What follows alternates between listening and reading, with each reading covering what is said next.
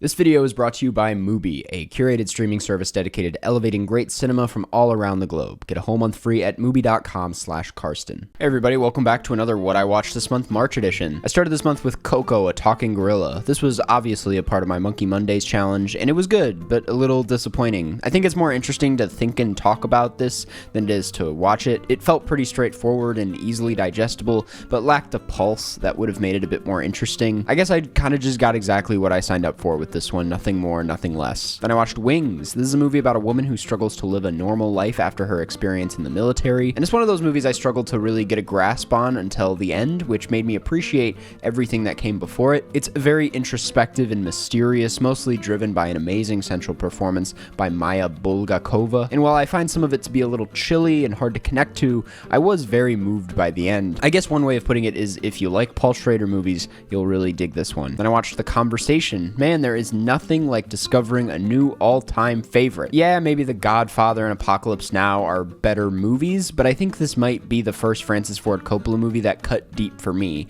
I've never felt one of his characters quite like this. I mean, I do love Blow Up, Blow Out, and Rear Window, so it shouldn't come as a surprise that this was extremely my thing. But even then, while the inspiration is clear, the film itself is incredibly unique. I don't think I've ever seen loneliness on film portrayed this accurately. Not to sound like a boomer, but it's also a film that hits so hard these days with how intrusive technology is. Being a public figure on the internet, I definitely felt the sense of paranoia this man felt for his own privacy. And the way Coppola directs this movie is so effortlessly simple. He makes it look easy. Again, an all-time favorite. I know this thing has love, but I still think it deserves to be talked about as one of the greatest of all time more often. Then I watched The Naked Kiss. This is so far my favorite Samuel Fuller movie. Like the other Fuller movies I've seen, it does have a bizarre and genre-less quality about it that usually I struggle to feel close to, but because of how ahead of her time the character of Kelly is, I found it just fascinating and incredibly nuanced. The topic of sex work has been explored more thoroughly since this, of course, but even now I see this as being something from the future,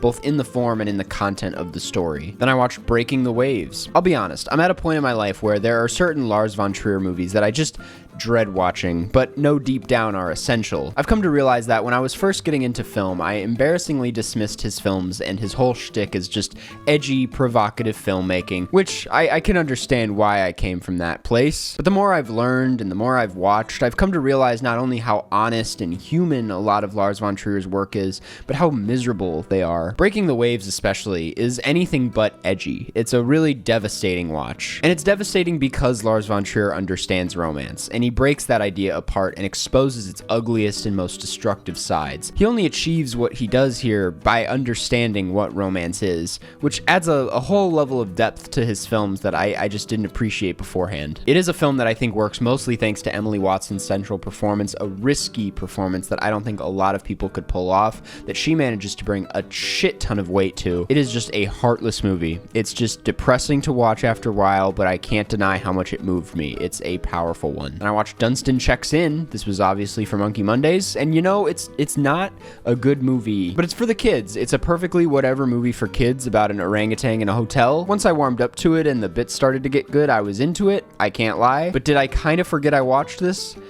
Yes. Then I watched Golda. I already talked about this in my Oscar recap video, and it's not a movie I want to keep talking about. Good cinematography, impressive makeup, and could have been something a lot more interesting, but such a drag to get through. I felt every second of this movie in a bad way. Then I watched Robot Dreams. Also watched this one for my Oscar recap video, and I'm so glad I did. I'm really glad something this quiet and simple snuck its way into a nomination. The animation could be a lot more interesting, sure, and as far as movies about missed connections go, this had the misfortune of coming out the same year as a better movie about the topic, but come on, how could you not smile and cry at this thing? It is a really nice and cozy time. Then I rewatched Dune Part 2. As expected, this was amazing on a rewatch. It is actually insane how much it flies by. Come on, I don't think there's a single weak scene in here. You keep waiting for it to drag or for something to miss, but it never does. And then it sticks the landing in a way I never could have seen coming. It's just such an instant classic that it's actually hilarious to me. Then I watched Ikiru, widely regarded as one of Kurosawa's those masterpieces. This has been a huge blind spot of mine for a while. I was just always intimidated by this one, knowing it was a film about life and death and what all that means. I was expecting it to be a really heavy watch. Usually when films tackle big themes like that, they risk coming off pretentious, like they have too much on their plate, or so overly philosophical that it becomes hard to connect to. But Ikiru takes an extremely human approach. Kurosawa proves his mastery in able to communicate these big ideas to try and make sense of the meaning of life through simple interactions that anyone can relate to. It is a movie about all these things, and it does make me rethink my entire life, but it doesn't feel like that when you're watching it. It feels just extremely personal and intimate. Like I said, there's so much beauty in this movie that it makes me look at my own life, the way I'm living, and honestly, it's kind of changed the way I think about things. Yet it's deeply rooted in reality and knows that sometimes you can only do so much. I've been thinking about it a lot. I don't think I'm gonna stop thinking about it anytime soon. Yeah, I can see why people love this one. Then I rewatched Punk Drunk Love, this time in 35mm. This was my first time seeing this on the big screen, which I have to say, oh my goodness, the sound, the visuals, it is just an entirely new experience on the big screen. It makes me realize just how large this movie is, despite being the shortest PTA movie. This rewatch just kind of solidified this as being one of my favorite movies of all time. God damn, is this movie good. This doesn't feel like a hot take to say, but I think it's one of the best movies ever made about falling in love and what that feels like. I love that Barry basically fights off his history in the film. It's a man literally physically battling a side of him that he isn't anymore. All his flaws and quirks are so human and add so much color to the movie. It makes it both painfully real whilst also adding this other bizarre and unpredictable side to it. You never know where it's gonna go. It's also hilarious, which I don't think enough people talk about. This is probably PTA's funniest movie. Then I watched 10 Cloverfield Lane. This has always been a huge blind spot, but I finally got around to it, and I gotta say, it's pretty good. It's very watchable and hard not to feel invested in. It's a very solid sci-fi thriller that never misses a beat, which sometimes makes it feel a little too stiff. The concept is strong. I just think they play it pretty safe. The ending worked on me. That was really fun. I don't know. I have nothing to say about this one, actually. It's kind of underwhelming, I'm sorry. Then I watched Queen Kong. This was for Monkey Mondays, and it is so far the worst movie from the challenge. This is one of the worst movies I've ever seen, actually. It's a terrible sex comedy that attempts parodying the original King Kong by making the gorilla a girl. Man, I did not laugh once. I didn't even smile. It was painfully unfunny, pretty offensive in a number of ways, horribly made, and just a waste of time. Needed a shower after this one. Then I rewatched Blazing Saddles. The first time I watched this, I was building a Lego, which I recognize is not the best way to watch movies, as most of the time you're looking down at the pieces, especially for this movie where so many of the gags are incredibly visual, which is all to say on a rewatch, this really hit for me. I still think I prefer the producers and Young Frankenstein to this, but the ending really worked on me a lot better this time around and made me realize Mel Brooks had more to say with this movie about racism, the Western genre, and Hollywood than I initially gave it credit for. Then I watched Sperm World. This is the latest documentary from Some Kind of Heaven director Lance Oppenheim, and like Some Kind of Heaven, it's one of the most fascinating and visually impressive documentaries out there. He's 2 for 2 at this point. The film focuses on an online community of sperm donors, and while aspects of this are undeniably silly, similar to Some Kind of Heaven, Lance pulls so much vulnerability and honesty out of the subjects and makes this into something a lot more beautiful and thought-provoking than I was expecting. It becomes a film about family and fulfillment and what someone needs to be fulfilled, what that looks like, and explores these questions pretty comprehensively, all under 90 minutes. I can't recommend it enough. It's streaming on Hulu if you want to check it out. He's one of the best documentary filmmakers we got right now. Then I watched Drive Away Dolls, and man, this is unfortunate. It's not bad, but like, that's Ethan Coen, man. I was hoping for something incredible here. This has been on my radar for months. I was looking forward to it for so long. It's just awkward. It just feels like none of the pieces here really work together. Margaret Qualley, who I usually love, is not working for me at all in this movie. Her character is just kind of annoying. It feels like I'm watching a theater kid. The story is dumb fun, but felt more dumb than fun by the end. It was watchable, and it was silly. I certainly smiled a handful of times, but I have not thought about it once since watching it. It is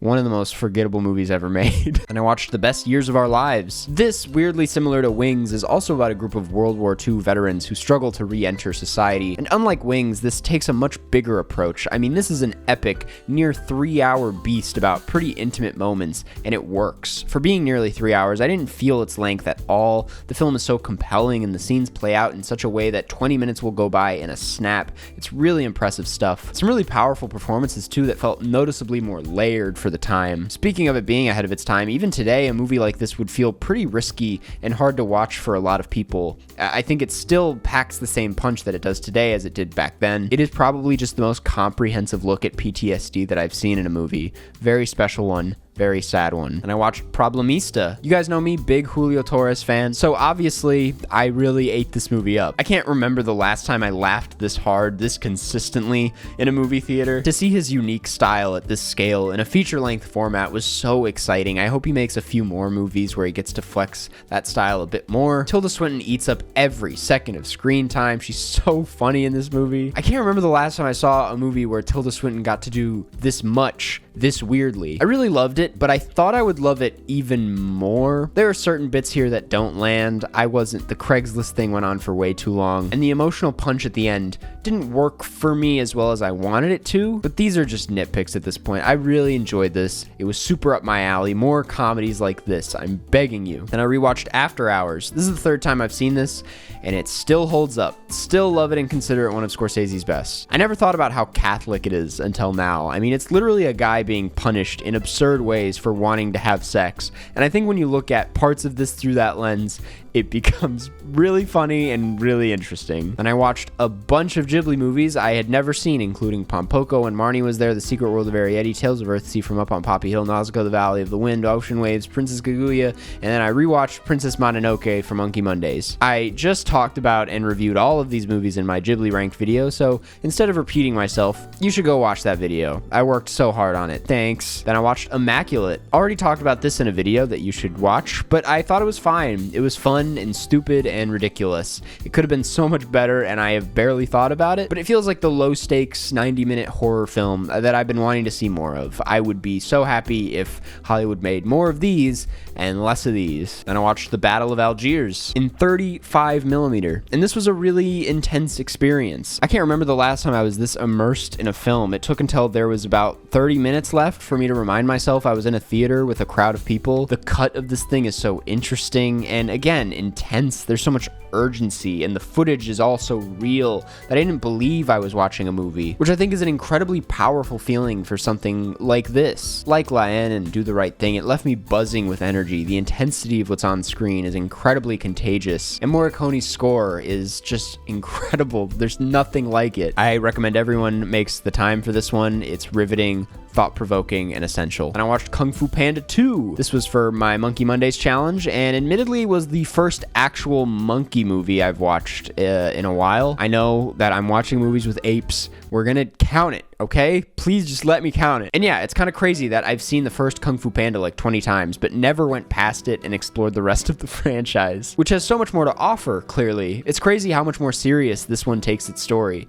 Don't get me wrong, you get the same Poe silliness, but the combat is such a bigger part of this movie than it was in the first, and it all looks amazing. The animation is stunning. It's crazy to me how much mainstream animation has plateaued in quality. For coming out in 2011, this really looks like it could have come out today. But yeah, solid movie. Doesn't pack the same punch as the first in my opinion, but still good time. Then I watched The Kingdom of Dreams and Madness. This is a documentary about Studio Ghibli, and it was extremely insightful. I feel like the studio, and more specifically Miyazaki, has always been kind of a mystery to me. I never knew much about the actual inner workings of the company. They're very deliberate about how little they show to the world. But this doc really gets up close and personal, and it was super interesting to watch. If you like their movies, you should really check this thing out. You'll learn a thing or two. Then I watched Love Lies Bleeding, and I enjoyed this. Let me get the negatives out of the way so that I can gush about it later. I love Kristen Stewart, you guys know this, but she really did not work for me at all in this film. Everyone else blew me away, especially Ed Harris, but she always felt like she was on some other wavelength that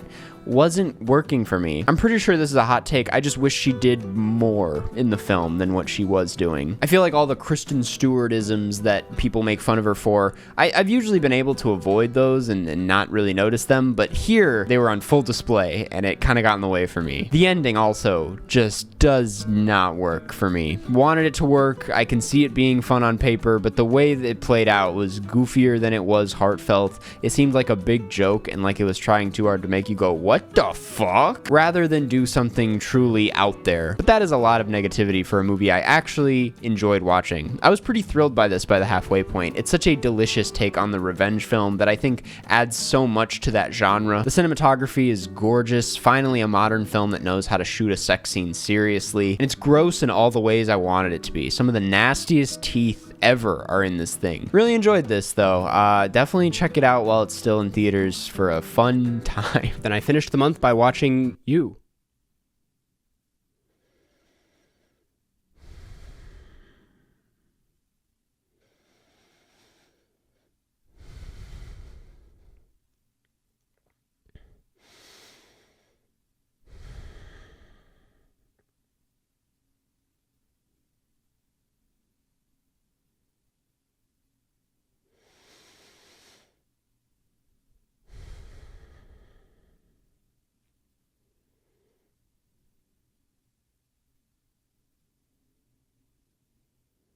I want to thank this week's sponsor, Mubi. Mubi is a curated streaming service, a place to watch beautiful, interesting, and incredible cinema. From iconic directors to emerging auteurs, there's always something new to discover. With Mubi, each and every film is hand-selected by its team of curators. Discover the best of cinema at your fingertips, streaming anytime, anywhere. Right now, they're streaming some amazing films, one of which is Frances Ha, which if you haven't checked out Frances Ha, it's one of the best independent films ever made. It's one of Noah Baumbach's earlier films starring Greta Gerwig. I really cannot recommend it enough. And that's just one of many films that are streaming on Mubi that has the potential of being your new favorite film. You can try Mubi free for 30 days at Mubi.com/Karsten. That's MUBI.com/Karsten for a whole month of amazing cinema for free.